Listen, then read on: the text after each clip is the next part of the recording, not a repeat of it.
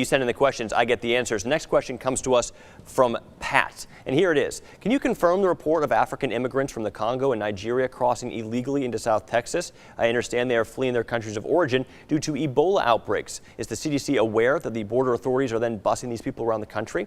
So that's his question this morning. I did some digging on this question, and it stems from an article here titled "Hundreds of Illegal Aliens from Ebola-Stricken Congo Dumped in the Streets of San Antonio." And it talks about a recent move of Congolese immigrants to San Antonio from where they were arrested at the southern border of the U.S. Now, it is true that Congolese immigrants were arrested by Customs and Border Protection. Here's the info directly from the Customs and Border Protection Agency.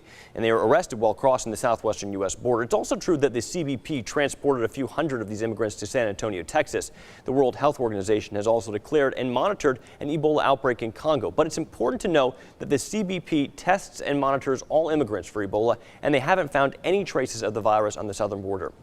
So the first fact, yeah, it is verified, but this headline is a little misleading. Hundreds of immigrants from Congo and African countries were transported to San Antonio, but it's the second fact that made the headline misleading. They checked all the immigrants along the southwest border, and there was no traces of Ebola found. Here's a different article from our sister station in San Antonio.